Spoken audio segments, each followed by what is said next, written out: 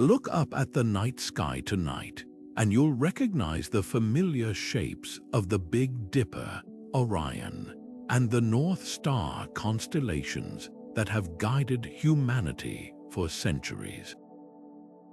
But what if I told you these are just a fraction of the star patterns once known to ancient civilizations?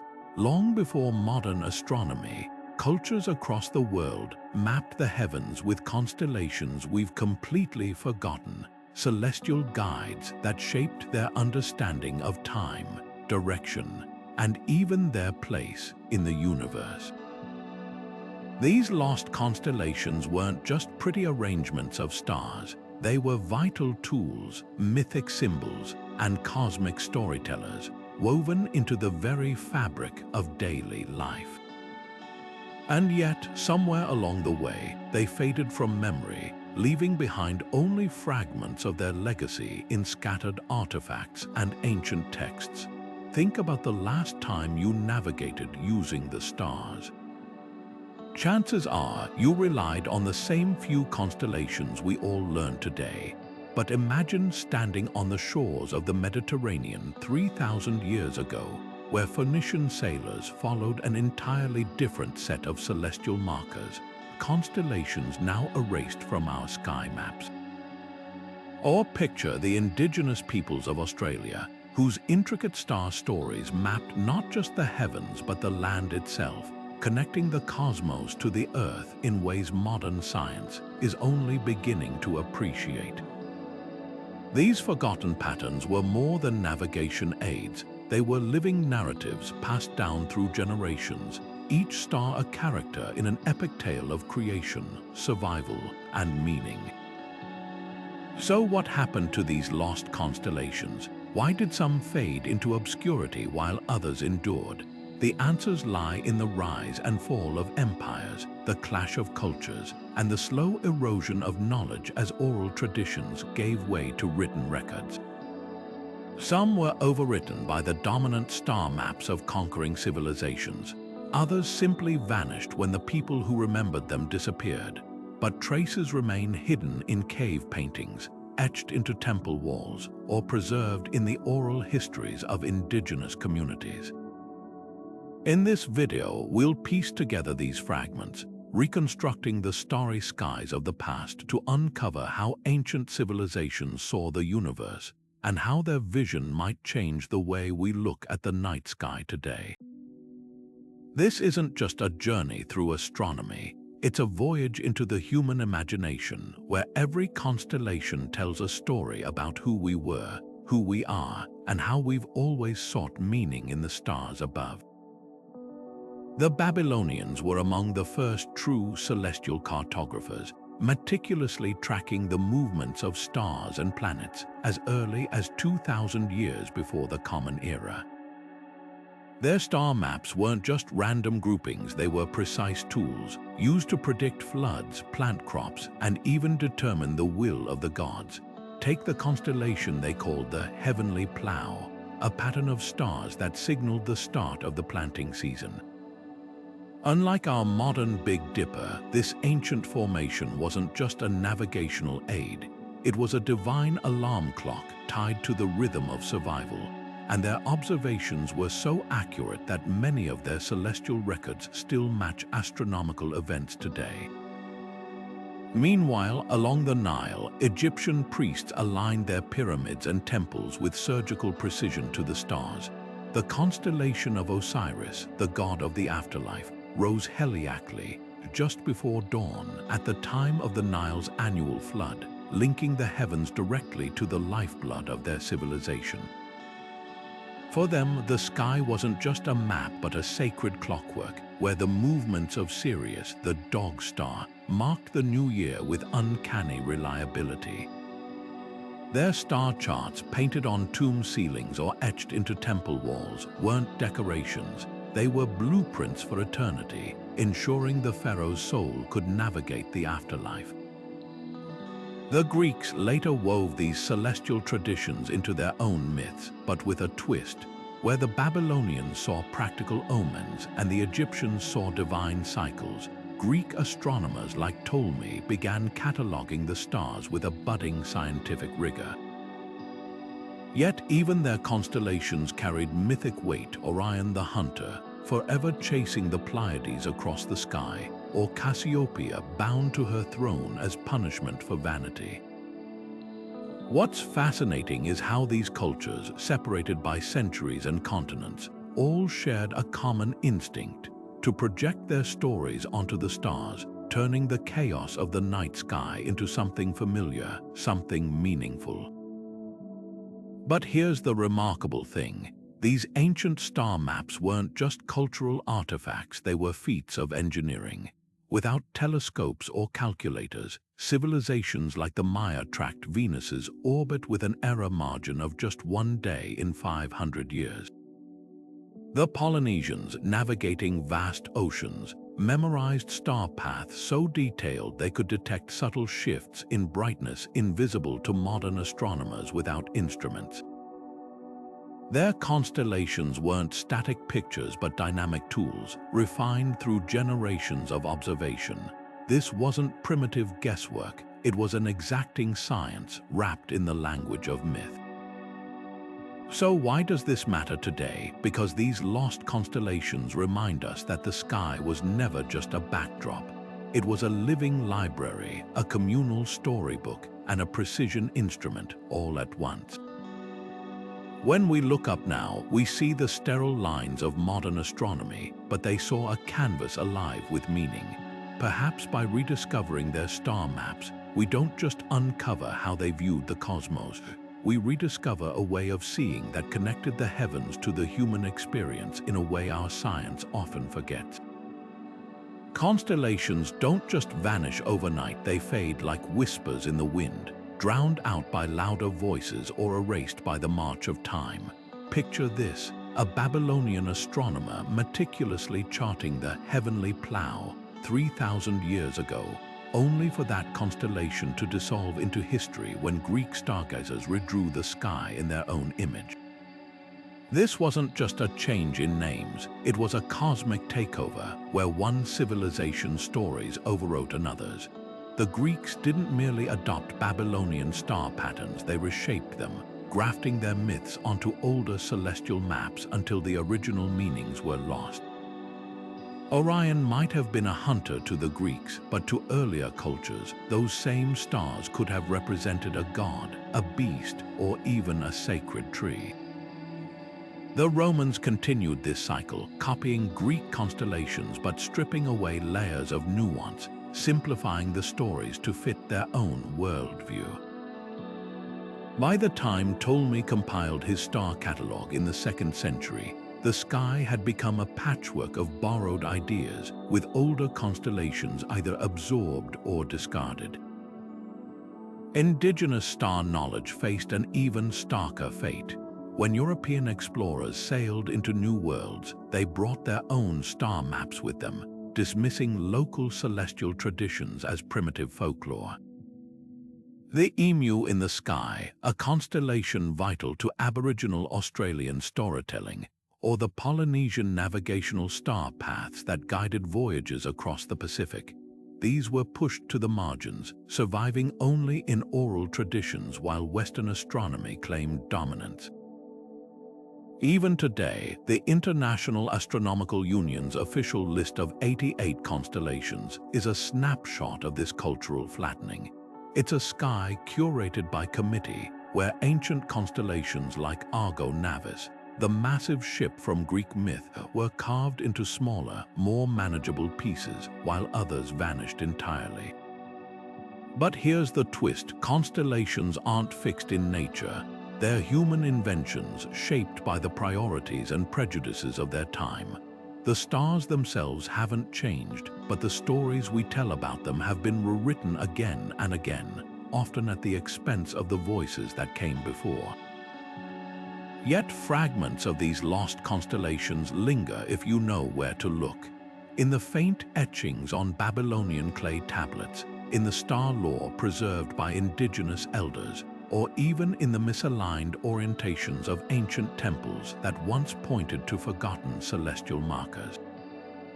These clues remind us that the night sky was never a single story. It was a tapestry of countless narratives, each one reflecting the fears, hopes, and ingenuity of the people who traced them. The irony, as modern astronomy strives for precision, we might have lost something just as valuable: the ability to see the sky not just as a grid of coordinates, but as a mirror of the human experience. Among the dusty shelves of ancient libraries, one set of clay tablets stands out as a time capsule of lost celestial knowledge: the Babylonian MUL.APIN. Dated to around 700 years before the Common Era, these cracked and weathered fragments contain star maps so alien to modern eyes that they might as well be from another universe. Here, the familiar shapes of our constellations are nowhere to be found. Instead, we meet the plough, a cluster of stars that once signaled the start of the planting season, and the wolf, a celestial predator whose appearance warned of impending hardship. These weren't just imaginative patterns, they were survival tools hardwired into the rhythm of daily life. When the plough rose in the spring sky, farmers knew it was time to till the earth. When the wolf appeared, priests scanned for omens, interpreting its position as divine messages about war, famine, or prosperity. What makes the MUL.APIN tablets extraordinary isn't just their age, it's their precision. The Babylonians didn't just name stars, they tracked their movements with mathematical rigor, recording risings and settings down to the day. Hidden in these lists are early versions of zodiac stars predating the Greek system by centuries. Where we see Taurus the bull, they saw the heavenly bull, a creature whose horns were said to determine the fate of kings. Their constellations weren't static pictures but dynamic markers, tied to a complex calendar that divided the year into lunar months and solar events. This was astronomy as both science and scripture, where the stars dictated everything from harvest to temple rituals. Yet the real mystery lies in what we can't fully decipher. Some constellations in the MUL.APIN, like the crab or the swallow, remain enigmatic, their star patterns lost to time. Others were absorbed and transformed by later cultures, their original meanings erased. The Greeks, for instance, borrowed the Babylonian hired man and recast him as Ares the ram, stripping away layers of agricultural symbolism in favor of myth. It's a reminder that star maps are palimpsests, constantly rewritten by whoever holds the stylus. But perhaps the most haunting lesson of the MUL.APIN is how much depended on these forgotten stars. Imagine a civilization where the difference between famine and feast hung on recognizing the wolf's position, or where a king's legitimacy rested on priests reading the heavenly bull correctly. This wasn't stargazing for wonder, it was a high-stakes dialogue with the cosmos, and when those constellations faded from memory, an entire way of seeing the universe faded with them. Today, we can decode the tablet's cuneiform, but we'll never fully recover the urgency, the reverence, or the lived reality of a sky that spoke so directly to human survival. While the Babylonians saw omens in their constellations, the Egyptians turned the night sky into a precision clockwork. Their system of Decans, 36 star groups rising in sequence, wasn't about mythic heroes or beasts but about something far more urgent: time itself. Picture standing on the banks of the Nile 3,000 years ago, where the annual flood meant life or death for crops. The Egyptians didn't just watch the stars, they engineered their entire calendar around them, slicing the night into predictable segments. Every 10 days, a new decan would appear just before dawn, marking not only the hour but the passage of seasons. The shepherd signaled the approach of planting time, while the hippopotamus warned of the river's rising waters, a celestial alarm system etched into the fabric of daily survival. What's astonishing is how seamlessly they wove these stars into their architecture. The pyramids of Giza aren't just tombs, they're stone mirrors of the sky, their shafts aligned to specific decans so precisely that the pharaoh's soul could ride their light into the afterlife. The Temple of Karnak, too, was a cosmic clock. Its columns and corridors framed key decans, turning rituals into celestial events. This wasn't poetry, it was astronomy with stakes. When the Decan of Sirius, the dog star, first appeared after a 70-day absence, it heralded the Nile's flood, and the Egyptian New Year. Miss that signal, and an entire agricultural cycle could collapse. Yet the Decans were more than timekeepers. They were a language, one we've only partially decoded. Some, like the two turtles, remain mysteries, their stars lost to modern charts. Others, like the giant, might correspond to parts of our Orion, but stripped of heroic tales and repurposed as a herald of the inundation. Unlike Greek constellations frozen in myth, the Decans were fluid, shifting roles as the needs of the kingdom changed. A star group might guide sailors one century and priests the next, its meaning as mutable as the river it reflected. The real tragedy: this system was so precise that later cultures, including the Greeks, borrowed it, but without the Nile's context, the Decans became hollow shells. By the time they reached medieval Europe, they'd been flattened into decorative zodiac symbols, their original urgency forgotten. Today, we can reconstruct their star patterns, but we'll never fully grasp the weight they carried when a single decan's rise meant the difference between abundance and starvation. The sky wasn't just a map or a story to the Egyptians. It was a heartbeat pulsing in time with the land itself. The Greeks didn't just study the stars, they remade them in their own image. Take Orion, the bold hunter striding across our winter skies. To the Greeks, he was a tragic figure, doomed to chase the Pleiades for eternity. But trace his origins further back, and you'll find a far older story. The Babylonians knew these same stars as the shepherd of heaven, a divine figure guarding the flock of the gods. The stars hadn't changed, but their meaning had been rewritten, stripped of its pastoral roots and recast as epic drama. This wasn't just translation, it was celestial conquest, where Greek myths overwrote older narratives like a parchment scraped clean for reuse. Even the Great Bear, our familiar Big Dipper, carries the fingerprints of this cultural takeover. In Mesopotamia, those stars formed a funeral bier, a solemn procession carrying the dead into the afterlife. But Greek storytellers saw a bear, specifically the nymph Callisto, transformed by Zeus's jealous wife and hurled into the sky. The shift wasn't arbitrary. Greek constellations often served as moral lessons, warnings against hubris or disobedience, while earlier cultures tied stars to practical cycles like harvests or floods. The result, a sky where utility gave way to allegory, where the rhythm of survival became the drama of the gods. What's striking is how thoroughly these rewrites stuck. When Rome absorbed Greek astronomy, they kept the myths but sanded off their rough edges, turning complex tales into simplified moral fables.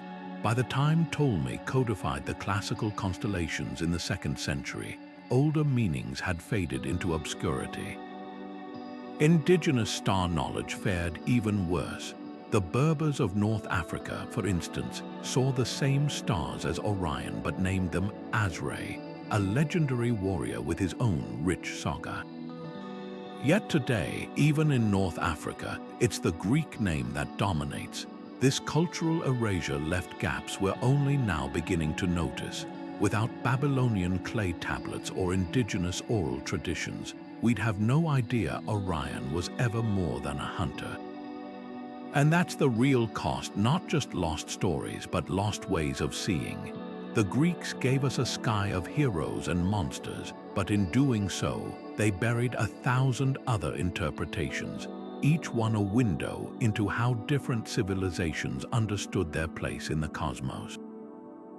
The stars didn't belong to them alone, yet for centuries we've pretended they did.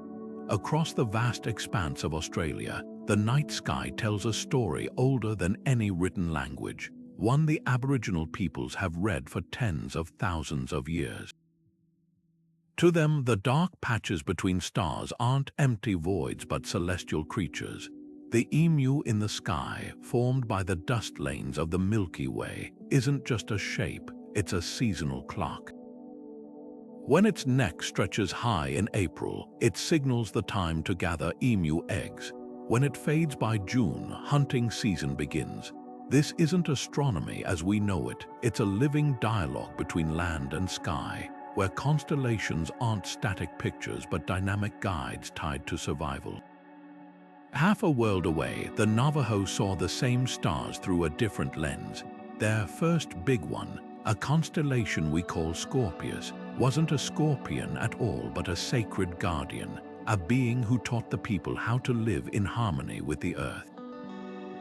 Its rising marked ceremonies, its position dictated planting cycles.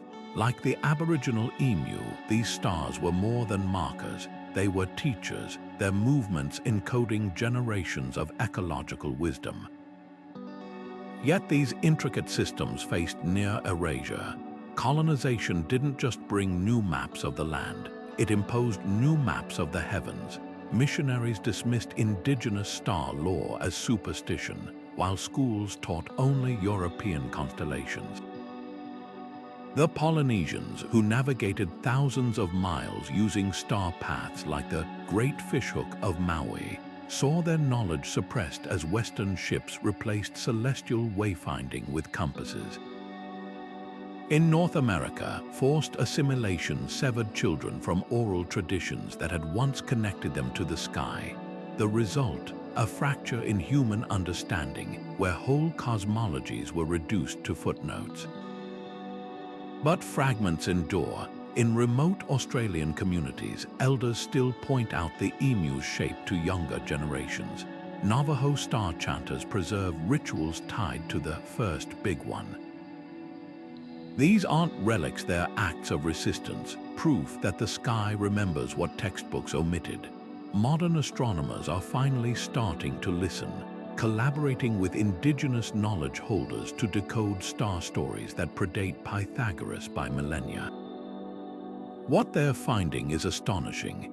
Aboriginal accounts of variable stars align with modern data, while Polynesian navigational techniques rival GPS in accuracy. The tragedy isn't just that these constellations were forgotten, it's that their loss severed a profound connection between culture and cosmos. Where Western astronomy separates the observer from the observed, Indigenous traditions saw humans as participants in a celestial dance. The emu isn't just in the sky, it's in the land, the seasons, the very rhythm of life. Rediscovering these lost star maps isn't about nostalgia, it's about reclaiming a way of seeing that modern science is only beginning to value, one where the stars don't just guide us but speak to us. By the 2nd century, the night sky had become a battleground of stories, and one man's work would decide which constellation survived. Claudius Ptolemy's Almagest wasn't just a star catalogue, it was a cosmic dictatorship, enshrining 48 Greek constellations as the official map of the heavens. With meticulous precision, he documented their positions, magnitudes, and boundaries, creating a system so authoritative that it drowned out competing visions of the sky. The heavenly plough of Babylon gone, the Decans of Egypt reduced to footnotes, even the emu in the sky, though Ptolemy had never seen it, was irrelevant to his Mediterranean-centric worldview. In one stroke, the Almagest didn't just record the stars, it rewrote them, elevating Greek myths to universal truth while erasing millennia of celestial diversity. What's fascinating isn't just what Ptolemy included, it's what he left out. Chinese astronomers of the same era tracked celestial movements with equal rigor, but their constellations bore no resemblance to his. Where Ptolemy saw Hercules, they saw the celestial market, a bustling square of stars governing commerce and diplomacy. Polynesian navigators, meanwhile, relied on star compasses that divided the sky into 32 directional houses, each with its own names and meanings. These systems weren't primitive, they were parallel, developed by cultures equally invested in decoding the cosmos. Yet because Ptolemy's work reached Europe first, and because later scholars treated it as gospel, his 48 constellations became the template, while other star maps were relegated to curiosity. The irony is that Ptolemy himself might have been puzzled by his legacy. His goal wasn't to erase alternatives, but to synthesize existing knowledge, borrowing heavily from Babylonian and Egyptian sources. But as the Almagest passed through Arab scholars to medieval Europe, it hardened into dogma. By the Renaissance, astronomers like Copernicus and Kepler treated Ptolemy's constellations as innate truths, not cultural choices. When European explorers encountered Indigenous star law, they dismissed it as legend, never considering that the Southern Cross might have been known as the Maori anchor long before their ships arrived. This narrowing of the sky had real consequences. It didn't just limit our celestial vocabulary, it narrowed our imagination. For centuries, Western astronomy treated constellations as fixed, eternal entities, forgetting they were ever fluid.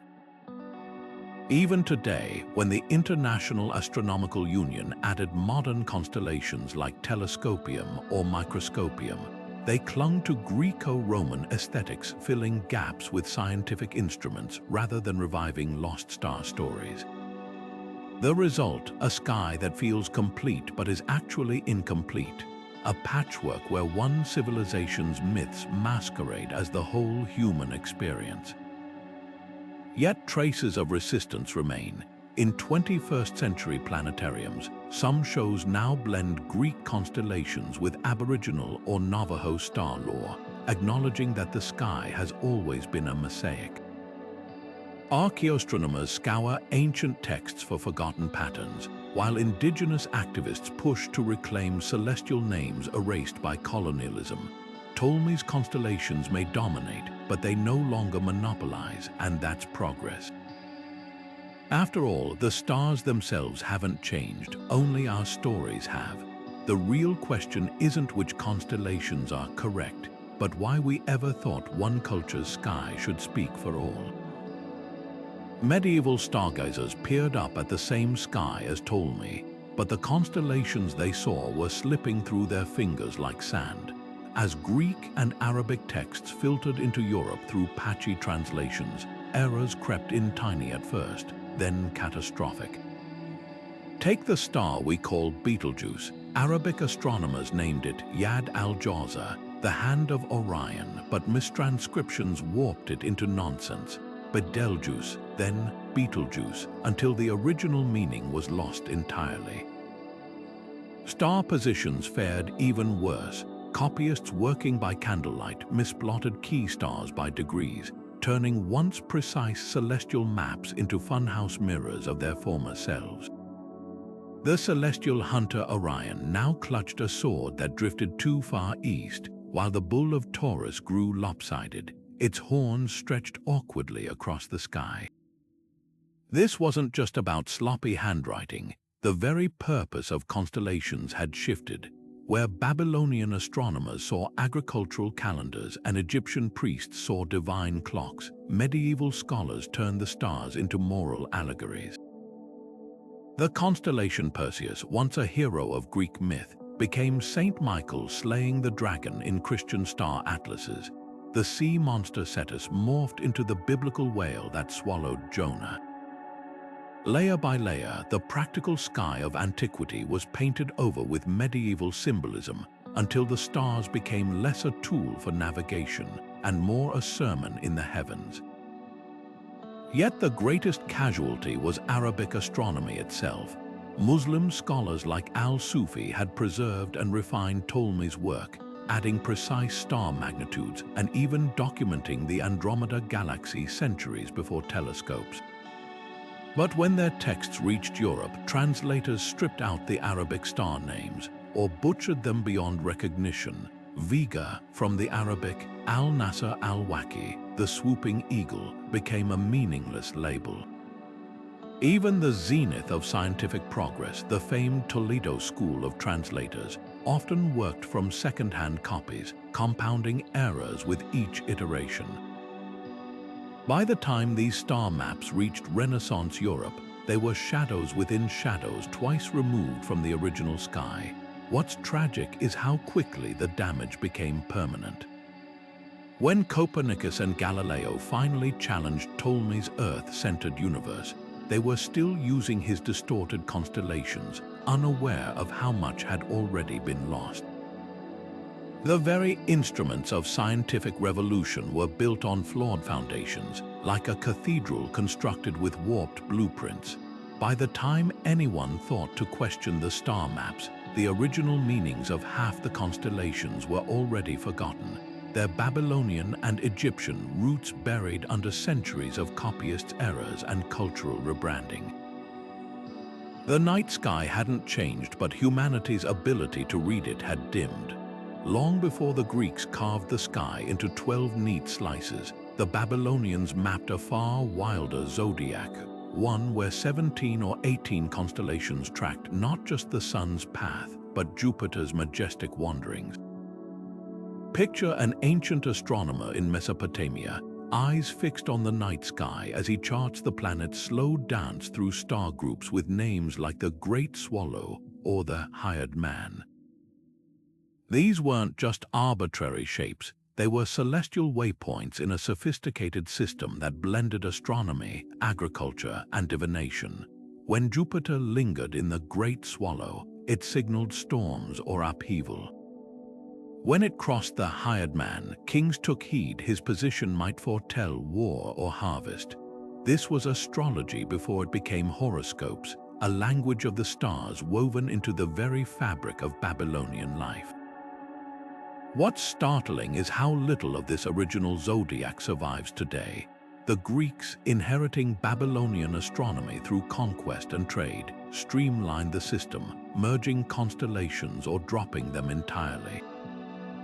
The Great Swallow, a bird-shaped cluster near Pisces, vanished without a trace, while the Hired Man, a humble laborer guiding plows in the sky, was rebranded as Ares the Ram, stripped of his earthly ties and recast as a mythic hero. Even the Babylonian scales, which once balanced the fates of nations, became our Libra, its judicial resonance diluted into vague notions of harmony. These weren't just name changes, they were cosmic erasures, smoothing over a complex celestial tradition to fit Greek storytelling. Yet traces of this older zodiac linger in unexpected places. Cuneiform tablets from Babylon describe Jupiter's path through a constellation called the Crab, not our Cancer, but a sprawling creature associated with the underworld. Another, the She-Goat, marked summer's peak, its stars now absorbed into Capricorn. These lost signs reveal a zodiac that was less about personality traits and more about survival, where constellations acted as celestial almanacs. The Babylonians didn't just read the stars, they listened to them, interpreting Jupiter's journey as a dialogue between gods and mortals. Modern astrology, with its tidy 12 signs, feels almost simplistic by comparison. The original Babylonian system was fluid, adapting as new observations refined their maps. Some constellations shifted boundaries over centuries, others split or merged as political power changed hands. This wasn't superstition, it was precision, a recognition that the sky was too vast, too dynamic, to be frozen into fixed symbols. Rediscovering these lost signs isn't just an academic exercise. It's a reminder that the stars have always been a mirror, reflecting not just our myths, but our fears, our labor, and our unending quest to find order in the chaos above. The next time you check your horoscope, remember, the sky once held far more stories than the ones we've kept. Imagine sailing across the vast Pacific Ocean without compasses, without maps, just the stars as your guide. For the Polynesians, this wasn't just possible, it was routine. Their star law wasn't about naming constellations for myth or art. It was a matter of life and death, a precision toolkit for navigating an ocean that spans 1/3 of the Earth's surface. At the heart of their system was the Ocean of Stars, a celestial highway where every twinkling light served as a beacon. Unlike Greek or Babylonian constellations, which told stories of gods and heroes, Polynesian star paths were dynamic, shifting with the seasons and the sailor's perspective. The star cluster we call Scorpius wasn't a scorpion to them, it was Maui's fishhook, a celestial tool that pulled islands from the sea, its position signaling safe passages or stormy turns. These navigators didn't just memorize star positions, they internalized the sky's rhythm. They knew that when the Pleiades, or Matariki, rose just before dawn, it was time to plant crops. When the Southern Cross tilted a certain way, it pointed to distant archipelagos like Hawaii or Rapa Nui. Their star compasses divided the horizon into 32 directional houses, each marked by a rising or setting star. But what truly set Polynesian navigation apart was their ability to read subtle clues modern sailors might miss: the way stars twinkled differently near land, or how ocean swells bent around unseen islands. This wasn't just wayfinding, it was an intimate dialogue with nature where the stars, waves, and even birds conspired to guide them. Then came the rupture. European ships arrived with compasses and sextants, dismissing indigenous navigation as primitive guesswork. Missionaries banned traditional star law, schools taught Western astronomy, and within generations, the knowledge that had guided thousands of voyages began to fade. By the early 20th century, only a handful of elders retained the full system, men like MUL.APIN, who'd later revived the art by guiding the Hokulea canoe from Hawaii to Tahiti using only the stars. His success wasn't just a triumph of memory, it was proof that Polynesian navigation was as precise as any instrument, honed over centuries of observation and survival. Today, fragments of this celestial language survive in chants, stick charts, and the tireless work of cultural revivalists. Modern scientists have confirmed what Polynesians always knew: their star paths align with ocean currents and wind patterns with startling accuracy. Yet the loss runs deep. We'll never fully recover the nuanced star names that once mapped the Pacific, or the chants that encoded tidal patterns in their rhythms. What remains, though, is a testament to human ingenuity, a reminder that the sky was once not just a map, but a living, breathing guide, whispering directions across the endless blue. To the ancient Chinese astronomers, the night sky wasn't a canvas of myths or monsters. It was a sprawling imperial bureaucracy, meticulously organized like the Forbidden City itself.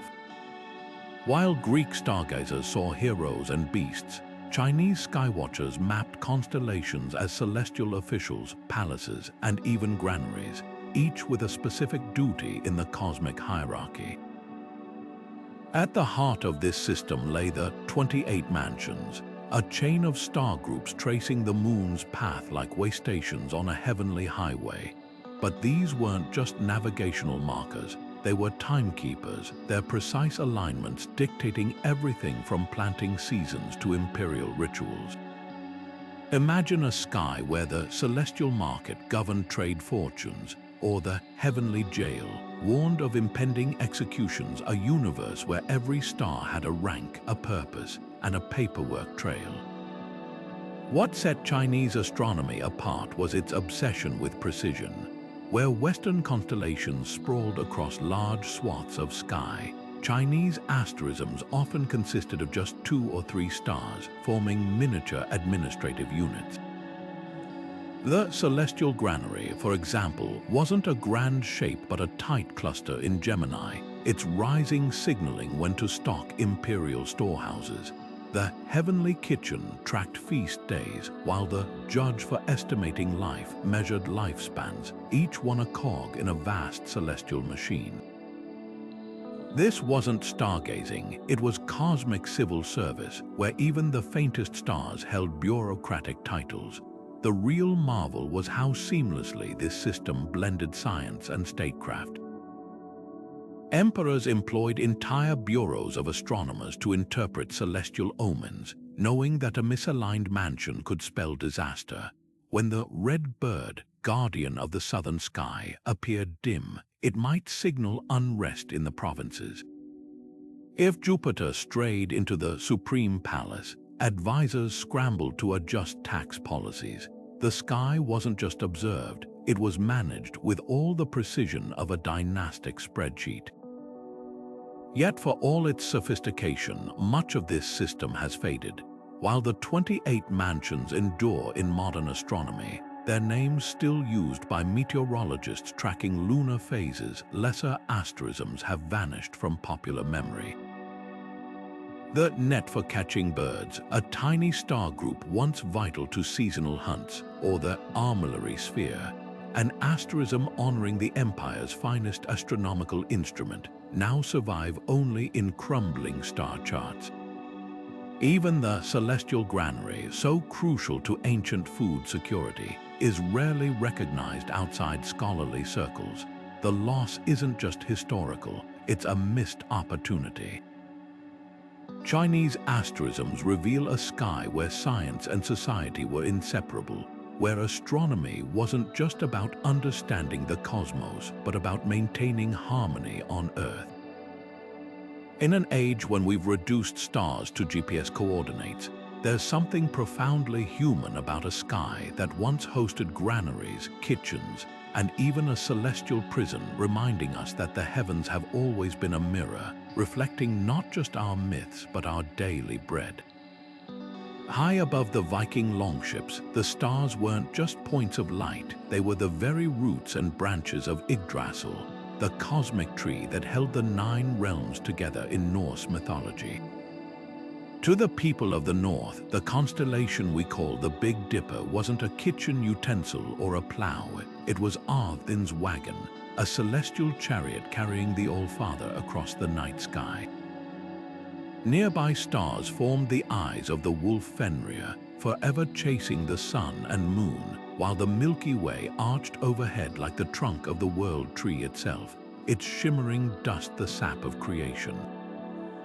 This wasn't just storytelling, it was sacred geography, mapping the cosmos as an interconnected web of fate, where every star pulsed with the same life force that sustained gods, giants, and mortals alike. The brilliance of Norse astronomy lay in its fluidity. Unlike the rigid constellations of Mediterranean cultures, Viking star law was organic, adapting to the needs of seafarers and storytellers. The same stars might be Arthin's wagon to a farmer in Iceland, but a whale's jawbone to a fisherman in Greenland, their meanings shifting with the seasons and the teller's purpose. Runestones from Sweden to Denmark depict these celestial patterns, crude but unmistakable carvings of the Big Dipper as a wagon or ship, sometimes accompanied by cryptic inscriptions invoking divine guidance. Even the Viking sun compass, a simple wooden disc used for navigation, encoded this cosmic worldview, its notches aligning not just with the sun's path but with key stars tied to Yggdrasil's mythology. Then came the rupture. As Christianity spread northward in the 11th and 12th centuries, the old star names were scrubbed from records, replaced with Latin terms or biblical allegories. The world tree, once central to Norse cosmology, was demoted to pagan superstition. Church scribes copying sagas often omitted celestial references entirely or twisted them into Christian symbols. Arthin's wagon became David's chariot, while the wolf Fenrir morphed into the devil. Only in remote pockets of Scandinavia did fragments of the original Sky Law survive, passed down in whispers or hidden in kennings poetic riddles that veiled pagan meanings beneath innocent surfaces. Today, reconstructing the Viking sky feels like piecing together a shattered mosaic. a 10th century runestone in Sweden might depict the Big Dipper as a wagon, but was it Arthin's or Thor's? A passage in the Poetic Edda mentions stars as Yggdrasil's do, but which stars? The answers lie scattered like runes in the wind, waiting for those patient enough to listen. What's clear is that the Norse didn't just see constellations. They lived beneath them, navigating not just by their light but by their stories, their very existence woven into the bark of the world tree. When we look up at those same stars today, we're glimpsing a sky where myth and reality were one, where every flickering light was a thread in the fabric of fate itself. Before the first mosque rose from the desert sands, the night sky above Arabia pulsed with constellations modern stargazers would hardly recognize. The Bedouin tribes who crisscrossed these arid lands didn't see Greek heroes or Babylonian plows, they saw the ostriches, a cluster of stars fleeing an unseen predator, and the wolf's track, a celestial path scratched across the heavens. These weren't arbitrary shapes but vital survival tools, etched into oral poetry and navigation songs. When the ostrich stars dipped toward the horizon, it signaled the start of seasonal migrations, while the wolf's track guided caravans through trackless dunes like cosmic breadcrumbs. This was astronomy woven into the rhythm of nomadic life, where every constellation carried practical wisdom as sharp as a well-honed blade. What's fascinating is how these star patterns defy our modern expectations. Unlike the rigid outlines of Western constellations, Bedouin asterisms were fluid, shifting with the storyteller's needs. The same stars might form the ostriches in spring but become the shepherd's crook in winter, their meanings as adaptable as the people who traced them. Some, like the well bucket in Aquila, encoded crucial knowledge about water sources, while others, like the lion's paw in Leo, warned of predator movements. This wasn't just stargazing, it was an intricate language of survival, where the heavens spoke in metaphors of thirst, danger, and abundance. Yet when Islamic scholars began synthesizing Greek and Persian astronomy in the 8th century, these indigenous constellations faced a quiet erasure. Arabic star names endured: Aldebaran, Altair, Vega, but their original patterns were absorbed into Ptolemy's framework, stripped of cultural context. The ostriches became part of our Andromeda, their seasonal significance lost. The wolf's track dissolved into pieces of Lupus and Centaurus, its navigation role forgotten. Even al-Sufi's Book of Fixed Stars, a masterpiece of medieval astronomy, prioritized Greek constellations over Bedouin ones, though he preserved crucial Arabic star names like a linguistic fossil record. The irony is profound. While Western astronomy credits Arabic scholars for preserving Ptolemy's work, we often overlook their own celestial heritage. The very stars that guided pre-Islamic poets through the empty quarter now wear Greek masks, their Bedouin identities reduced to footnotes. Yet traces persist in unexpected places in the star lore of remote desert tribes, in classical Arabic poetry comparing loved ones to the well bucket's brightness, even in modern Gulf state star maps that blend old and new. These fragments remind us that the night sky was never monolithic. It was a palimpsest where each culture inscribed its stories, only for later hands to scratch them out and write anew. While Western astronomers traced star patterns in the glittering lights of the night sky, the Inca saw a different kind of celestial art shapes not in the stars themselves, but in the dark voids between them. Where we see only the hazy band of the Milky Way, they discerned constellations of shadow, vast cosmic figures woven from the dust lanes that streak across the galactic plane.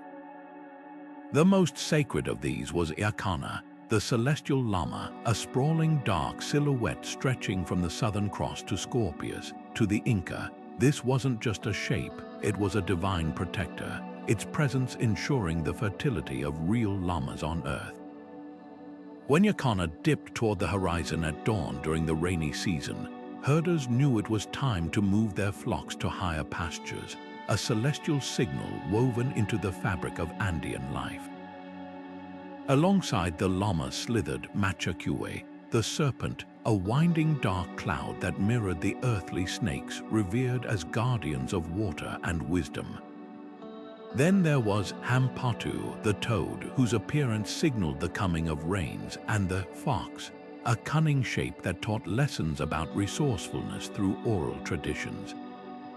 Unlike Western constellations fixed in rigid star patterns, these dark figures shifted with the seasons, their forms flowing like ink across the Milky Way's canvas. The Inca didn't just observe these shapes, they interacted with them, leaving offerings during key astronomical events and orienting temples like Coricancha in Cusco to align with their movements. The Spanish conquest didn't just topple an empire, it shattered this celestial worldview. Missionaries dismissed dark constellations as pagan nonsense, forcing Andean people to adopt European star names under threat of punishment.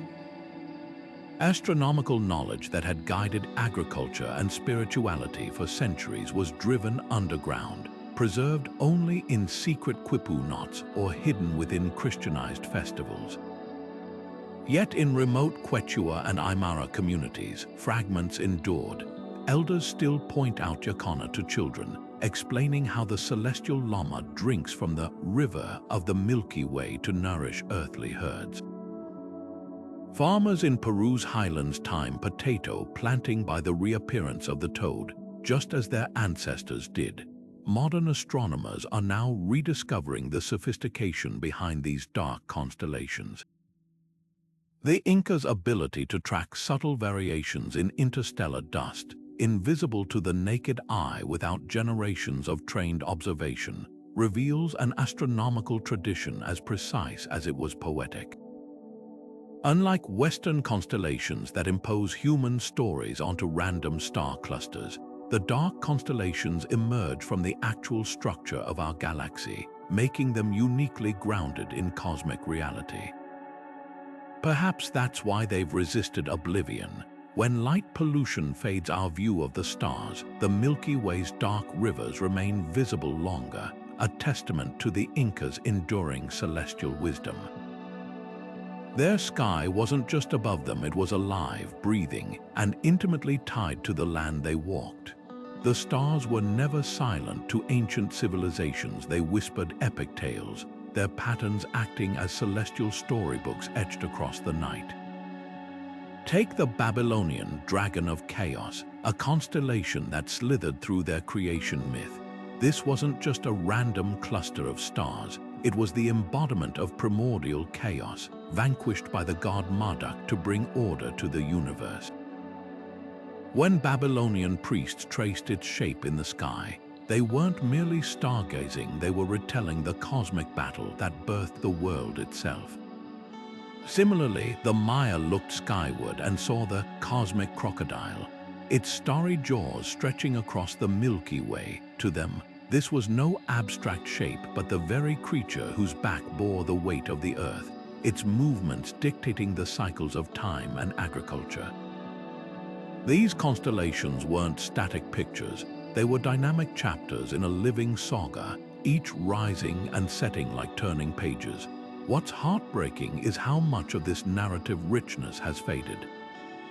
Modern astronomy might classify stars by brightness or distance, but it stripped away the stories that once made them pulse with meaning. The Greeks preserved some myths, Hercules laboring, Perseus rescuing Andromeda, but even these are pale echoes of older, deeper traditions. The Egyptian hippopotamus of the sky, a constellation tied to the Nile's floods and the protective goddess Taweret, survives only as a footnote in temple inscriptions. The Norse Völva's staff, a star pattern that guided seers in their prophecies, exists now only in fragments of Viking poetry. These weren't just decorative tales, they were frameworks for understanding everything from seasonal changes to the nature of divinity. The loss isn't merely academic, When we disconnect constellations from their stories, we're left with a sky that's technically accurate but emotionally barren. Imagine hearing a symphony reduced to sheet music. The notes are there, but the melody's soul is gone. That's the cost of forgetting how the Lakota saw the Pleiades as seven sisters fleeing a bear, or how the Cherokee traced the Milky Way as the path of a stolen dog scattering cornmeal across the heavens. These narratives did more than entertain. They encoded survival knowledge, moral lessons, and a sense of place in the cosmos. A Navajo child learning about the first big one wasn't just memorizing stars, they were absorbing a lesson about respecting nature's balance. Yet glimmers of these cosmic stories persist. In remote corners of the world, elders still recount how the emu in the sky taught their ancestors when to hunt, or how the Polynesian Maui's fishhook pulled islands from the sea. Archaeologists pore over Mayan codices to decode star myths that predicted solar eclipses, while linguists race to preserve Aboriginal songlines that map the stars to sacred landscapes. These fragments remind us that the night sky was humanity's first library, its constellations not just maps but whole volumes of wisdom, poetry, and prayer. The stars haven't changed, but our ability to read them has dimmed. To reclaim these lost stories isn't nostalgia, it's rediscovering a language that once let the whole world speak to the stars, and the stars answer back. To the Babylonians, the stars weren't just points of light. They were divine text, a celestial script spelling out warnings and blessings for those who could read them. Among their lost constellations, none carried more weight than the evil gods, a cluster of stars believed to herald catastrophe when crossed by comets or eclipsed by the moon. Imagine the terror of watching a shadow creep across these ominous stars, knowing it might signal an invasion, a plague, or the death of a king. This wasn't superstition, it was science, as rigorous to them as weather forecasts are to us. Their astronomers, the Letawani 6 Dups Hachek Enuma Anu Enlil, kept meticulous records of these events, correlating celestial patterns with earthly disasters over centuries. When Jupiter lingered near the evil gods, temples stockpiled grain. When Mars reversed course among them, armies mobilized. The sky wasn't just observed, it was obeyed. Modern astronomy dismisses these connections as coincidence, but the Babylonians' predictions were often eerily precise. Clay tablets from Nineveh detail lunar eclipses that preceded famines, or comet sightings that aligned with dynastic collapses. Their constellation of the MUL.APIN, the plough, even doubled as a celestial clock. If an eclipse occurred while it ruled the night, the omen was dire. What's striking isn't just their belief in these patterns, it's the institutional systems built around them. Kings employed teams of scribes to scan the sky nightly, while commoners hung amulets depicting constellations to ward off bad luck. The stars weren't metaphors, they were actors in human drama, their movements as consequential as elections or wars today. Yet this intimate dialogue between sky and society has vanished. When Halley's Comet blazed through the evil gods in 1910, newspapers marveled at its beauty, not its portents. The very idea that celestial events could dictate earthly decisions now feels archaic, a relic of pre-scientific thinking. But something profound was lost in that shift. The Babylonians didn't just fear eclipses, they respected them, preparing with rituals and resilience. Their astronomy wasn't passive observation but active engagement, a recognition that humanity wasn't separate from the cosmos but entangled with it. Perhaps the real omen lies in our own disconnection. When we reduced constellations to pretty shapes and eclipses to photo ops, we didn't just abandon myth, we severed a thread that once tied human fate to the stars.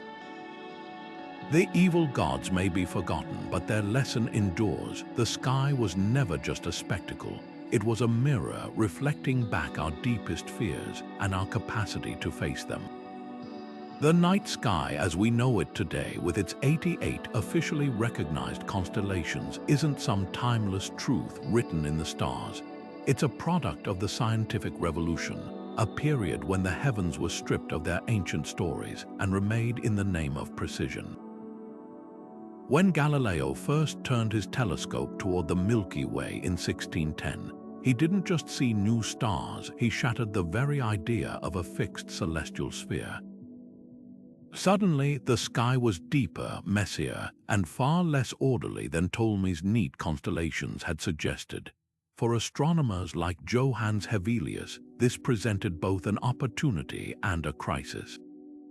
If the old star maps no longer matched reality, why keep them at all? Hevelius's answer was radical reinvention. In 1687, he published Firmamentum Sobiationum, a star atlas that introduced 11 brand new constellations, each tailored to the telescopic age.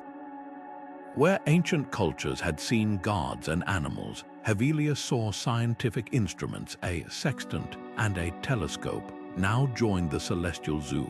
Most audacious was his lynx, a faint scattering of stars between Ursa Major and Auriga, named because only those with lynx-eyed vision could spot it. This wasn't just about filling gaps, it was a declaration that the sky belonged to science now, not myth, but progress came with casualties. As Hevelius and his peers redrew the heavens, older constellations deemed useless for navigation or observation were quietly retired. The Babylonian heavenly plough, once vital for agriculture, vanished from European star charts. The Egyptian Decans, those precise timekeeping stars, were reduced to footnotes in history books.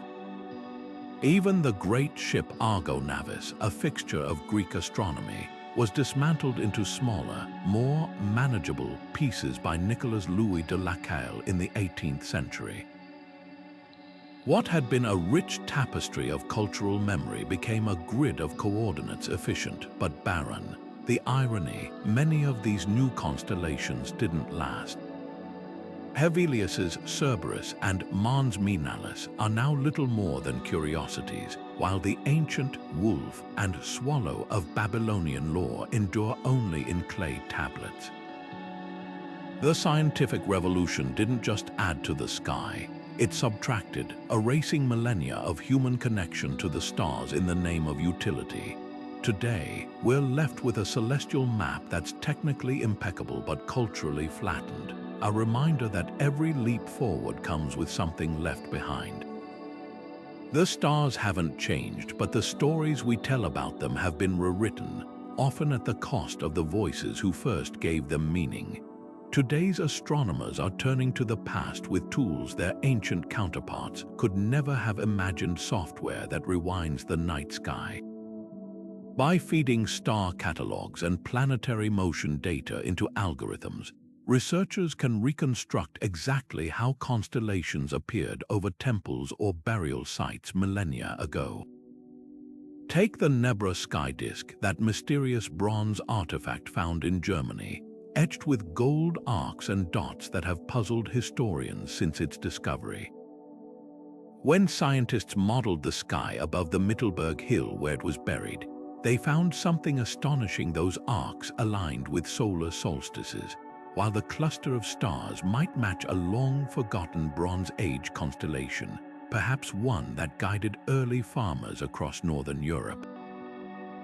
But here's the challenge: without written records, decoding these star patterns is like trying to read a book in a language no one speaks anymore.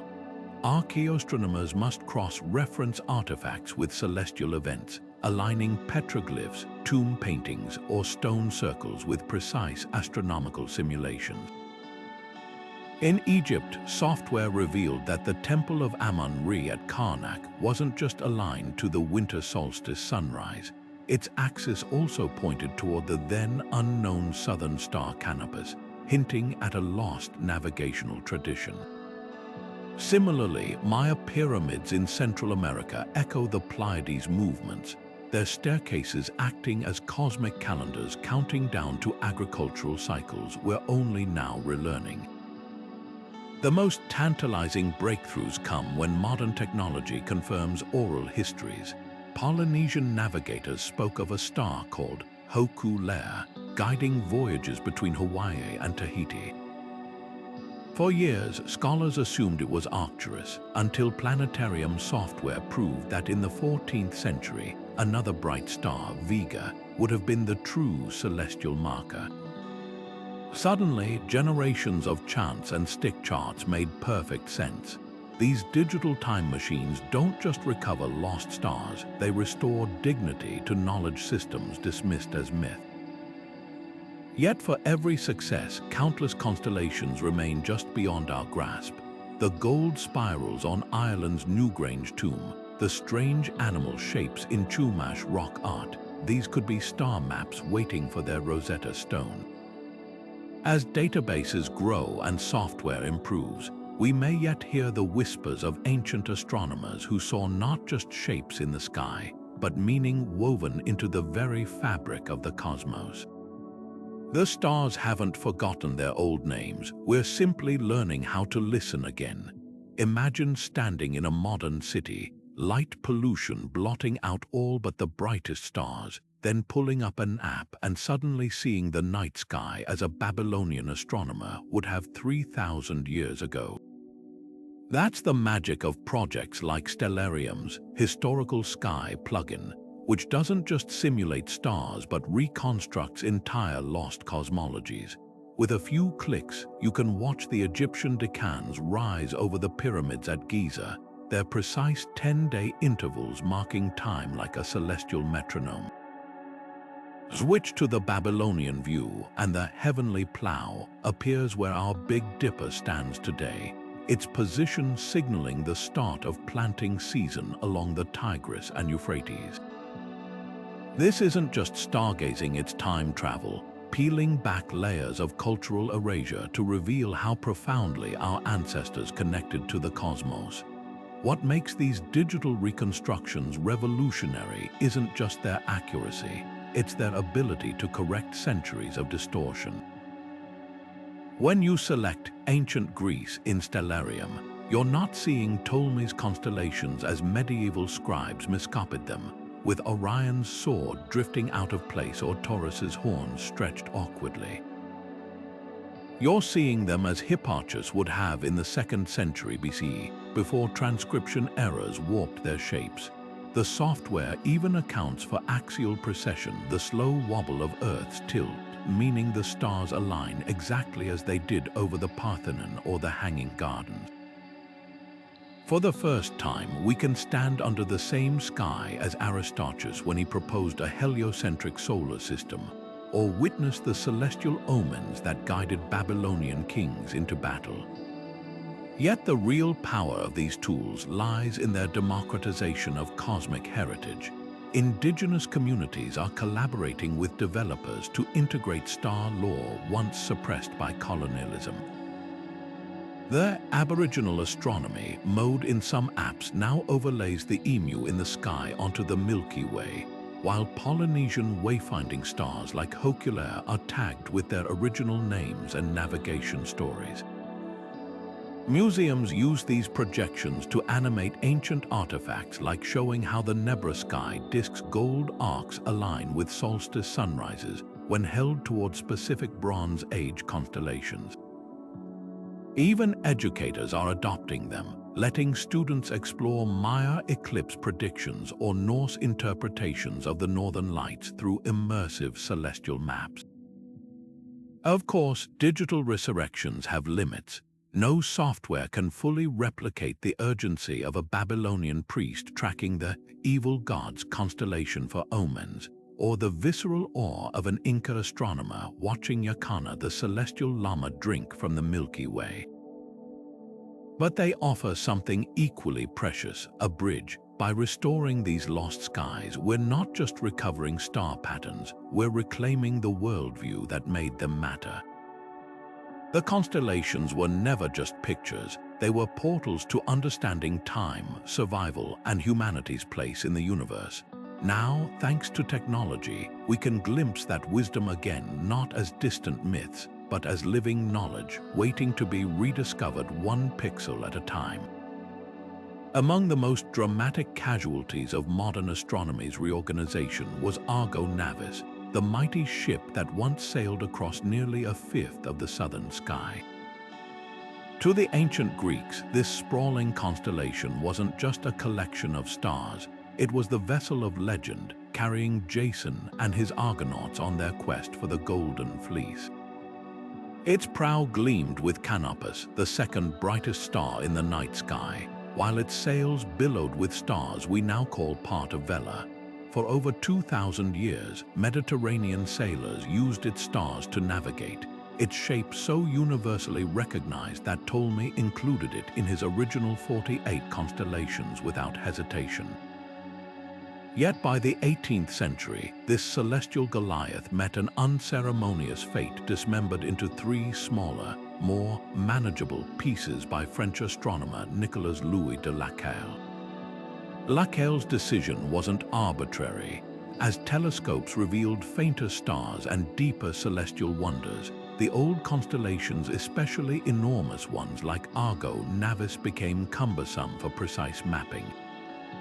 His solution was surgical: Carina, the keel; Puppies, the stern; and Vela, the sails. On paper, it made perfect sense, a sprawling mythic relic neatly partitioned for the age of precision. But something vital was lost in that dissection. The original Argo wasn't just a navigation tool.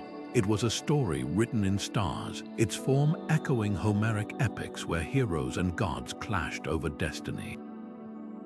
Splitting it erased that narrative cohesion, turning a cosmic epic into sterile fragments. The irony, those very fragments still guard secrets. Canopus, now the alpha star of Carina, was more than a navigational beacon. It anchored celestial myths from Egypt to Polynesia.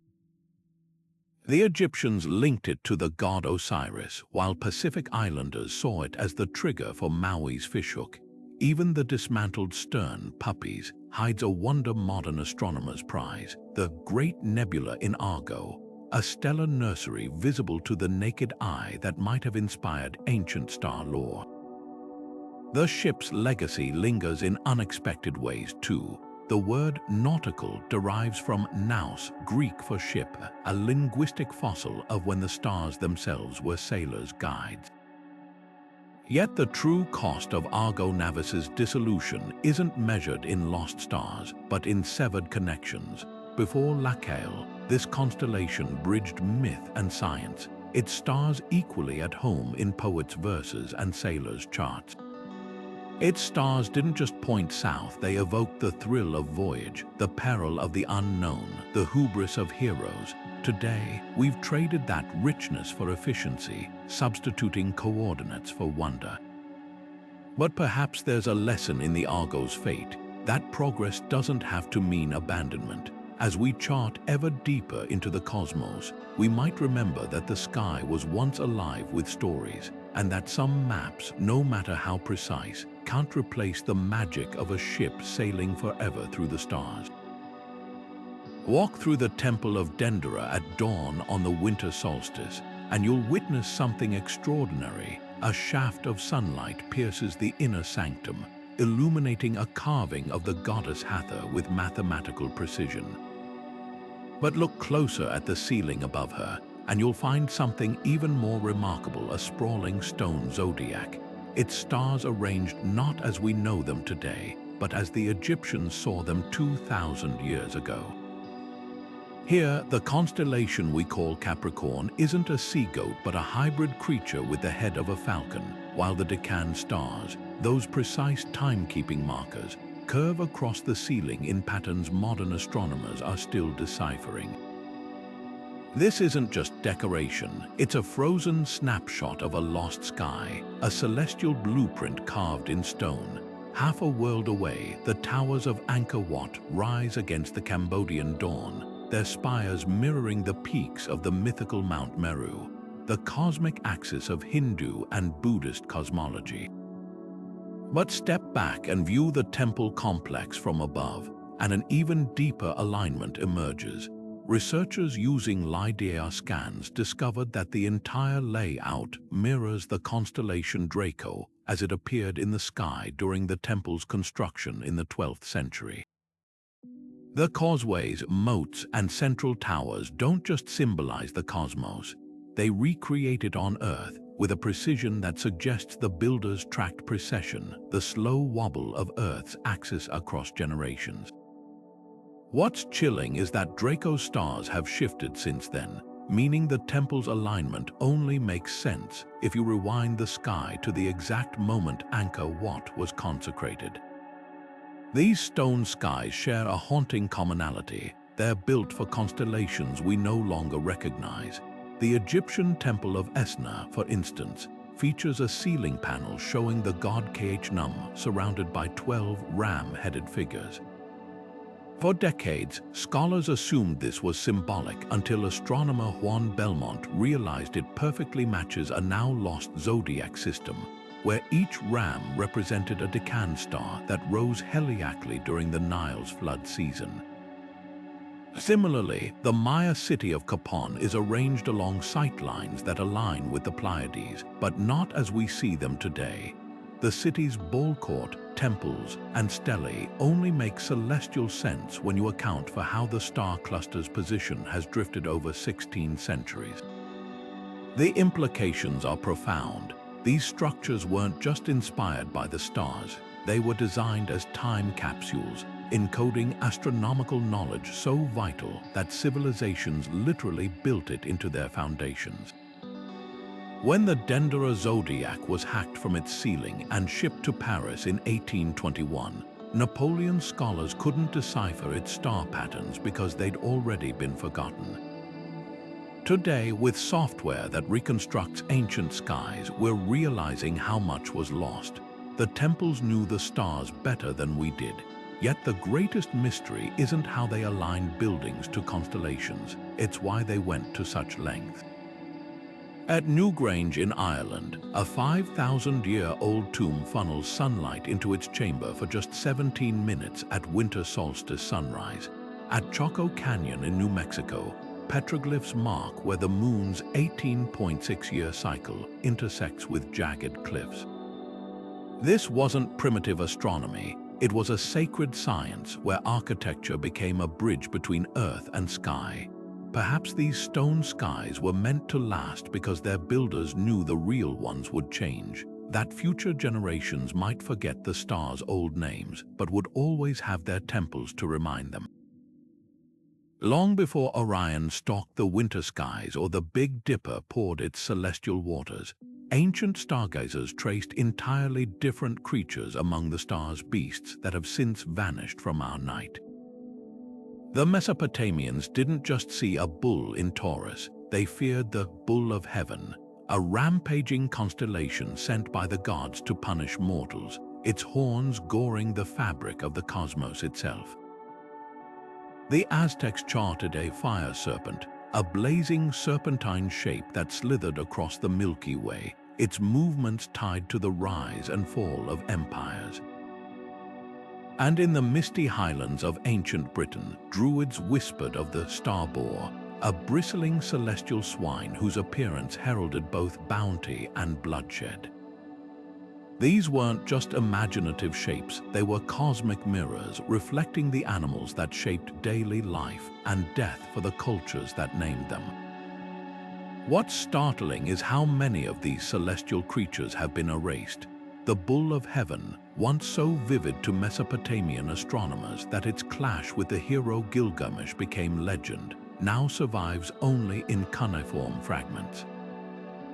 The Aztec fire serpent, a constellation so central to their cosmology that it adorned the ritual calendars of Tenochtitlan, was systematically dismantled by Spanish missionaries who overwrote indigenous skies with European saints and symbols. Even the Celt star boar, a guiding light for Iron Age hunters, faded as Roman legions imposed their own star myths across Europe. The sky didn't change, our way of seeing it did, with each conquest scrubbing away layers of celestial meaning. Yet traces linger in unexpected places. The Maya peccary, a starry wild pig linked to the underworld, still surfaces in oral traditions among Guatemala's Quechua people. The Chinese vermilion bird, a fiery phoenix that ruled the southern sky, endures in festival dances and temple art long after its stars were reassigned to our modern Scorpius. These fragments matter because they reveal a sky that was once alive with ecological intimacy. Unlike Greek constellations, which often celebrated heroes or monsters, many lost animal constellations were practical guides.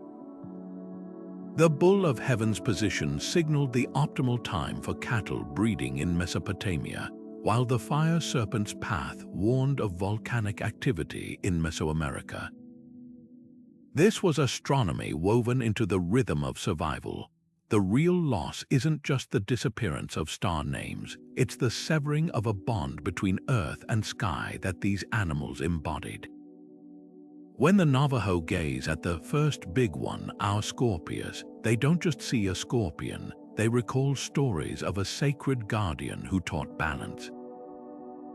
When Aboriginal Australians trace the emu in the sky, they're reading a seasonal guide etched in cosmic dust. The bull, the serpent, the boar, they were more than shapes. They were teachers, omens, and kin. Modern astronomy may have streamlined the heavens, but in doing so, it turned a vibrant bestiary into a sparser, quieter sky. The stars haven't forgotten these creatures. Perhaps it's time we remembered. The night sky wasn't always a stage for heroes and hunters. It was once rich with goddesses, mothers, and protectors whose stories have been written out of the stars. Take Labatu, the Babylonian demoness whose constellation slithered through the heavens like a warning. To ancient Mesopotamians, she wasn't just a monster.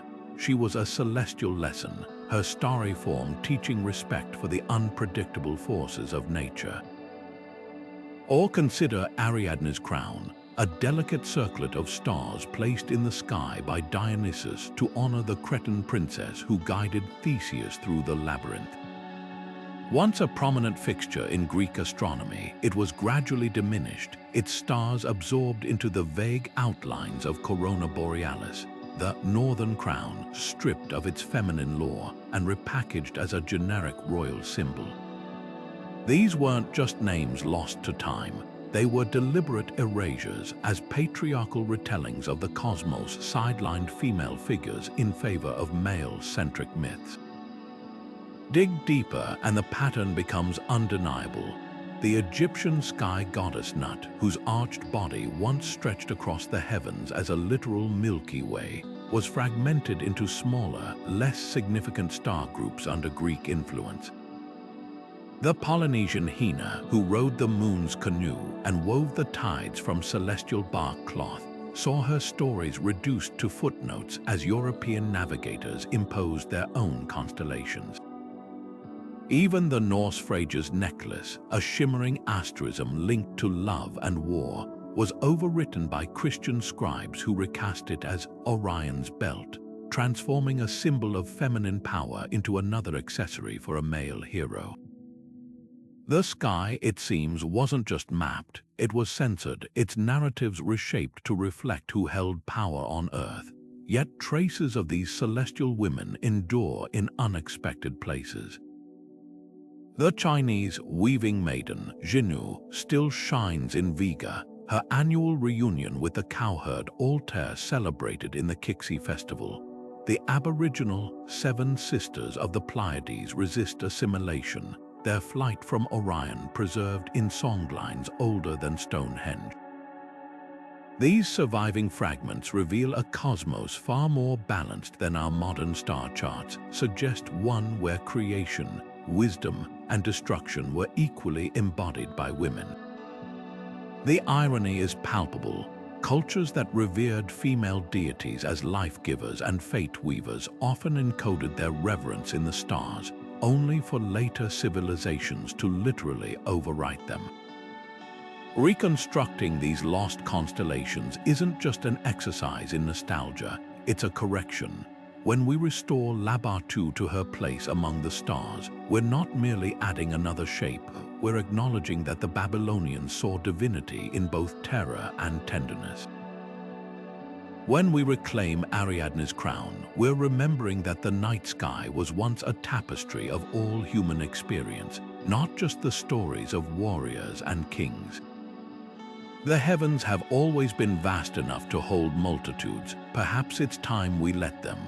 The constellation we call Hercules today hides a secret in its ancient name, the Nila. That simple title, recorded by Greek astronomers like Eudoxus and Aratus, carries echoes of a far older story, one where the hero's familiar labors hadn't yet been written in the stars. Before he was the muscular demigod strangling serpents or cleaning stables, he may have been something entirely different. A Sumerian champion battling chaos or a Phoenician deity kneeling in prayer. The Greeks didn't invent these stars, they repurposed them, layering their own myths over celestial patterns that had already been named and revered for millennia. Look closely at early depictions of the Nila, and the differences are striking. On Babylonian boundary stones dating back to the 2nd millennium before the Common Era, a similar figure appears, sometimes identified as Gilgamesh, the legendary king who wrestled monsters and sought immortality. The posture is nearly identical, a man on one knee, arms raised as if holding up the heavens. For the Phoenicians, this same star pattern may have represented Melkart, their god of strength and voyage, often shown kneeling in submission to the sun god Baal. The stars hadn't changed, but their meaning shifted with each culture that claimed them, like a celestial game of telephone across the ancient world. What's fascinating isn't just the repetition of the kneeling pose, it's how drastically its significance evolved. For the Sumerians, a kneeling figure might have symbolized humanity's burden under divine will.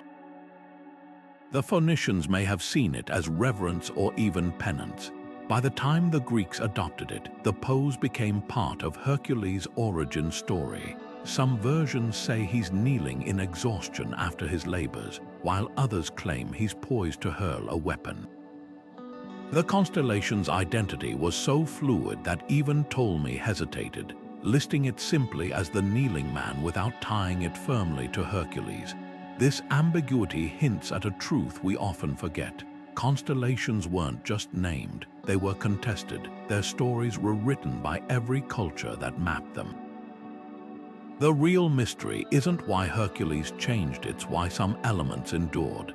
The kneeling posture persists across civilizations separated by centuries and seas, suggesting a shared celestial vocabulary older than any written record. Perhaps early stargazers independently saw a human figure in those stars, or maybe the motif spread through trade routes, adapting to local beliefs. Either way, the Nila reminds us that the night sky was never a fixed storybook, but a living archive where heroes could be reinvented with each new dawn. The stars didn't belong to any one culture, they were a canvas, and every civilization painted its own dreams upon them. To the Maori people of New Zealand, the Milky Way wasn't just a streak of stardust, it was Te Ikaroa, the great celestial canoe carrying the spirits of ancestors across the night sky. Each star along its shimmering path represented a loved one, watching over the living, guiding fishermen home through treacherous waters, and marking the seasons for planting and harvest. This wasn't metaphor, it was family. When a Maori elder pointed to the Southern Cross, they didn't see an impersonal navigation tool, they saw the anchor of that sacred waka, holding fast against the currents of the cosmos.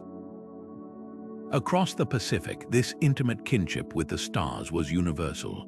The Hawaiian Hokulea Arcturus wasn't just a waypoint for voyagers, it was the star of joy welcoming souls to the afterlife. The Aboriginal Seven Sisters weren't anonymous clusters, they were ancestral women fleeing across the sky, their story etched into songlines that mapped both land and heavens. This profound connection between stars and ancestry reveals a fundamental truth. For indigenous cultures, the sky was never an outsider's domain. It was home. The Inca didn't merely observe the dark constellation Yacana, the celestial llama. They believed it was the mother of all earthly llamas, her milk flowing as the Milky Way to nourish their herds. The Taino of the Caribbean saw the Pleiades as the children of the sun, ancestors who ascended to become stars after a great flood. Even the Norse envisioned their fallen warriors feasting in Valhalla's lights, the auroras shimmering with the souls of the departed. These weren't poetic flourishes, they were cosmological frameworks, binding the living and the dead in an unbroken celestial cycle. Yet this world has been marginalized by modern astronomy's clinical detachment. Where Polynesian navigators once greeted specific stars by name, whispering prayers as they rose, we now identify them by catalogue numbers or Greek letters.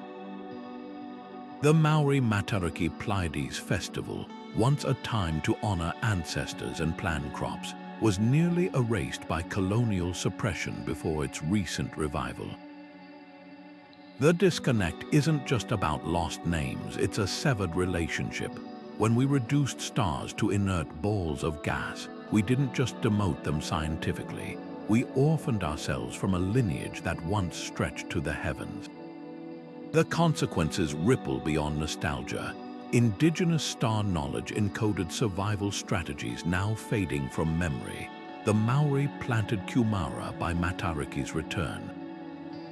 The Navajo timed ceremonies by first big one's position. These were calendars, almanacs, and moral codes woven into the stars' practical wisdom disguised as myth. Modern science, for all its precision, often lacks this holistic depth. We can calculate a star's lifespan but forget how to let it guide our own. Perhaps the most poignant loss is the silencing of the sky's voices. Where elders once pointed to Te Ikaroa and recounted the deeds of ancestors, planetariums now project sterile constellations divorced from their stories. The stars haven't changed, but our ability to hear them has dimmed. Yet hope glimmers where traditions endure. Maori astronomers now collaborate with universities, blending celestial science with ancestral knowledge. Hawaiian navigators sail Hokula using star paths their grandparents were punished for teaching. In these acts of reclamation, the sky becomes a bridge not just between past and present, but between ways of knowing that modern cosmology is only beginning to respect. The ancestors still watch. The question is whether we'll remember how to look back. The moment we divided the sky into science and superstition, we didn't just categorize knowledge, we shattered a bridge that had connected humanity to the stars for millennia. Before the scientific revolution, constellations weren't just coordinates or myths. They were living intersections of observation and meaning. Babylonian astronomers didn't separate the movement of Jupiter through the evil god's constellation from its implications for harvests or wars. Egyptian priests tracking Sirius's helical rise weren't choosing between astronomy and religion. They were practicing both at once. The sky was a conversation where empirical data and spiritual significance flowed together like tributaries into the same river. Then came the rupture. As telescopes revealed the mechanics of the cosmos, thinkers like Galileo and Kepler sought to purge the heavens of what they saw as primitive symbolism. Constellations became mere reference points, their names preserved but their stories stripped of power. The bull of heaven was reduced to Taurus, a random scattering of stars. The celestial granary of Chinese astronomy vanished into the sterile grid of modern star charts. This wasn't just progress, it was amputation.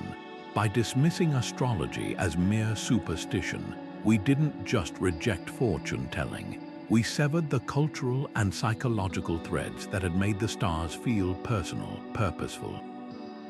The irony is that ancient stargazers were often better scientists than we give them credit for. The Maya predicted eclipses with jaw-dropping accuracy using Venus cycles wrapped in myth. Polynesian navigators memorized star paths with a precision that rivals GPS, all while viewing those stars as ancestors guiding their voyages. Their superstitions weren't distractions from observation. They were frameworks that gave observations meaning. When a Babylonian priest tracked the heavenly plow to time planting, or an Inca astronomer watched the celestial llama to gauge herd health, they were applying rigorous astronomy, just astronomy that acknowledged human emotion and need. Yet the divide wasn't inevitable. Even as late as the Renaissance, figures like Tycho Brahe blended precise planetary measurements with astrological interpretations. Kepler himself cast horoscopes alongside calculating orbits. The real shift came when institutions demanded a sky scrubbed clean of ambiguity, a demand that erased not just false beliefs but nuanced ones. The Decans of Egypt, once vital for both timekeeping and temple rituals, were relegated to history books. The Navajo, first big one, a constellation encoding ecological wisdom, was dismissed as folklore. In our zeal to purify astronomy, we lost the very thing that made it resonate, its humanity. Today, we're left with a peculiar dissonance. We can plot a comet's path to the millimeter yet feel nothing when it streaks overhead. We name exoplanets after Kepler's equations but struggle to articulate why the night sky once stirred awe. The ancients watched the same stars and saw a mirror of their lives: harvests, wars, love, death. We see data points. Perhaps the real cost of the astronomy-astrology split isn't just forgotten constellations, but a forgotten way of seeing, one where the cosmos wasn't just studied, but felt. The stars haven't changed, only we have. For all our technological advancements, we live in a peculiar era of cosmic blindness, one where the average person sees fewer stars in a lifetime than ancient shepherds glimpsed in a single night. The Milky Way, once a universal fixture stretching from horizon to horizon, is now invisible to a third of humanity. In cities like New York or Tokyo, even the brightest constellations fade behind the orange haze of streetlights, leaving only the moon and a handful of planets visible. This isn't just an aesthetic loss, it's a profound disconnect. The very civilizations that mapped the heavens with such precision, tracking Sirius's rise or charting the celestial llama's path, did so under skies we've literally paved over with light. The irony cuts deeper. Just as astronomers digitally reconstruct forgotten constellations, we've built a world where those stars can no longer be seen with the naked eye. Telescopes and apps might simulate the Babylonian heavenly plow or the Polynesian Maui's fishhook, but without dark skies, these rediscoveries remain academic. Imagine teaching a child about the emu in the sky when the Milky Way itself is obscured by light pollution. The indigenous stories, agricultural cues, and celestial maps painstakingly preserved in oral traditions lose their visceral power when divorced from the actual night sky. We've become armchair astronomers, studying the cosmos through screens while the real thing vanishes above us. The consequences ripple beyond nostalgia. Light pollution disrupts ecosystems that evolved under natural night cycles: sea turtles confused by beachfront lights, migratory birds thrown off course. But the cultural toll is equally stark. For millennia, the stars were humanity's shared heritage, a universal library where every culture inscribed its myths and survival knowledge. Now that library is closing its doors. The Navajo, first big one, loses its urgency when you can't point to Scorpius overhead. The Egyptian Decans' precise timekeeping feels abstract when urban glare erases all but the brightest stars. Yet there are flickers of hope. Dark sky reserves from Namibia to Chile protect pockets of pristine night, where visitors report epiphanies upon seeing the Milky Way for the first time. Cities like Tucson have adopted smart lighting that minimizes sky glow while maintaining safety. Even small changes, turning off unnecessary outdoor lights during meteor showers, can reveal forgotten stars. These efforts aren't just about aesthetics, they're acts of cultural preservation, ensuring future generations can experience the awe that inspired every lost constellation we've rediscovered. The ultimate paradox: in our quest to illuminate the world, we've dimmed the very stars that once guided us. The Babylonian astronomers who tracked the evil gods didn't have Hubble images, but they had something we've lost: a daily, unmediated relationship with the cosmos. As we piece together their star maps, we're confronted with a haunting question. Can you truly reclaim lost knowledge if the sky that birthed it is no longer visible? The answer lies not just in telescopes or software, but in turning down the lights and looking up. In the quiet dark of a New Zealand winter, a child lifts their eyes to the sky and recites the names of Mataraki's 9 stars, not from a textbook, but from the lips of a Maori elder. This moment, simple yet profound, represents something revolutionary: the deliberate, painstaking revival of celestial knowledge once driven to the brink of extinction. Across the globe, indigenous communities are leading a quiet renaissance of star lore, piecing together fragments of astronomy that colonization, forced assimilation, and cultural erasure attempted to obliterate. From the high deserts of the Navajo Nation to the fjords of Norway, these efforts aren't just about recovering lost constellations, they're about reclaiming identity, language, and a way of seeing the world that modern science forgot. Take the Maori star schools or War Kokorangi, where elders teach celestial navigation using traditional waka canoe star compasses. For generations, this knowledge was suppressed by colonial education systems that dismissed indigenous astronomy as myth. Now children learn to steer by the rising of Puanga Rigel or the curve of Te Ikaroa, the Milky Way, just as their ancestors did when crossing the Pacific. The stars become more than points of light, they're waypoints in a cultural journey, linking past and present. Similarly, the Navajo Nation has partnered with planetariums to project Dine Bahane, their creation story, onto domes alongside Western constellations. The first big one, Scorpius, isn't just a scorpion here. It's a sacred guardian whose position still guides ceremonies and planting cycles. These revival efforts face staggering challenges. Much star lore was oral, passed down in chants or ceremonies that were banned for decades. In Australia, Aboriginal elders work with linguists to decode celestial references in surviving songlines, some so precise they encode meteor showers or variable stars observed millennia before telescopes. The Inuit, whose intricate sky maps help them navigate the Arctic, now crowdsource elders' memories to reconstruct constellations like the Bladder of the Seal, a star group tied to hunting cycles. Even in Scandinavia, the Sami people are reviving Avdagasat, their star traditions, by cross-referencing ancient shamanic drums with modern star charts. What's emerging is a global tapestry of resilience. In Hawaii, the voyaging canoe Hokulea sails thousands of miles using only traditional navigation, proving the accuracy of Polynesian star paths. In South Africa, the Zulu and KHWE San peoples teach children to read the Bushman's Arrow, Orion's Belt, as a seasonal signal for gathering roots.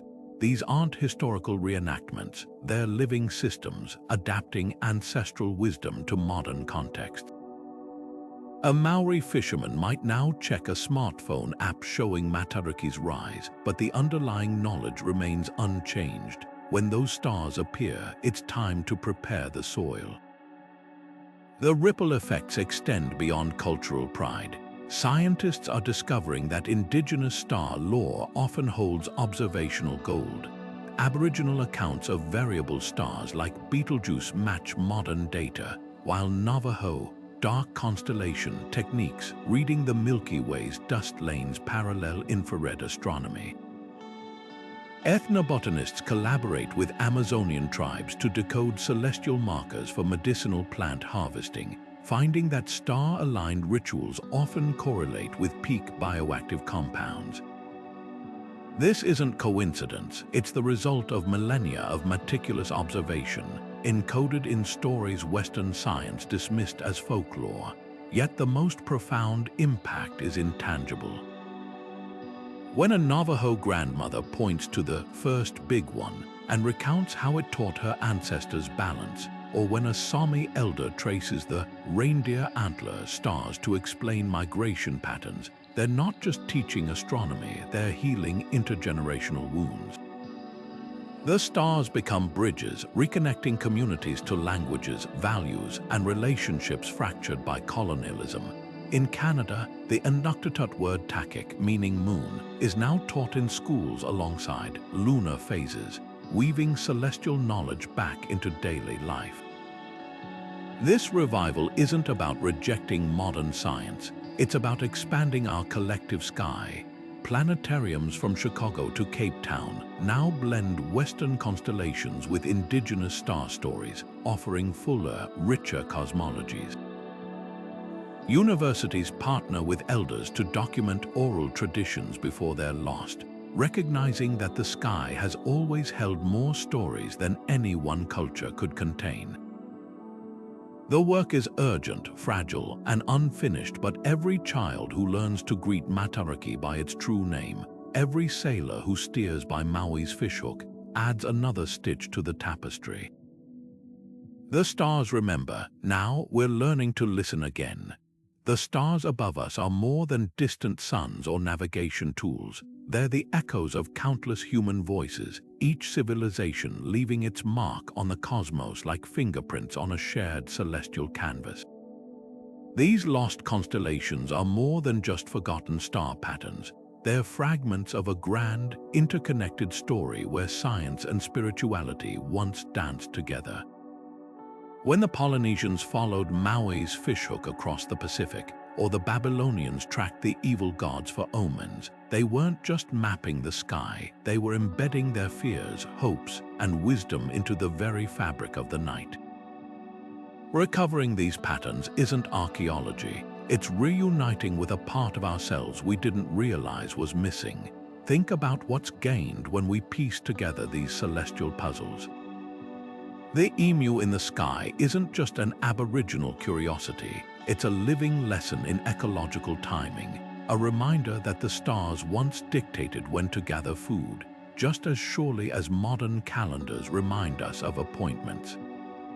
The Babylonian heavenly plow doesn't just challenge our Big Dipper, it reveals a world where astronomy wasn't a niche science but the rhythm of daily survival. These constellations force us to confront a profound truth. For most of human history, the sky wasn't out there. It was here, intimately woven into the texture of life, shaping everything from harvests to bedtime stories. Yet this revival isn't about rejecting modern astronomy. It's about enriching it. Imagine a planetarium show where Greek myths share the dome with Navajo star chanters, or a stargazing app that lets you toggle between Ptolemy's constellations and the Inca's dark silhouettes. The International Space Station orbits a planet that once knew 1,000 different skies. Why shouldn't our star charts reflect that diversity?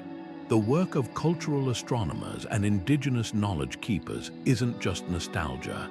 It's a vital correction to the myth that science progressed in a straight line from primitive stargazing to enlightened astrophysics.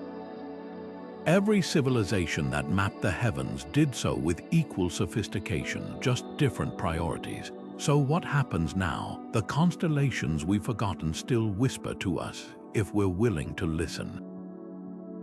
They're hidden in the alignment of temples, the strokes of cave paintings, the cadence of elders' stories. They're waiting in the dark spaces between our familiar stars, ready to teach us what we've overlooked. Next time you step outside on a clear night, try this. Find Orion, then picture the Babylonian shepherd of heaven standing in his place. Trace the Big Dipper, then imagine the Phoenicians' whale jawbone arcing across the same stars. The sky hasn't changed, only our eyes have. The real wonder isn't that these lost constellations existed, it's that they're still here, waiting to be remembered. They remind us that every culture has been a scientist, every myth a hypothesis, and every star a character in stories we're only beginning to piece back together. The night sky is the oldest storybook we have. Let's read it with fresh eyes. If this journey through forgotten stars has sparked your curiosity, share which constellation story resonated most, and stay tuned for more adventures where history and mystery collide. The cosmos has countless tales.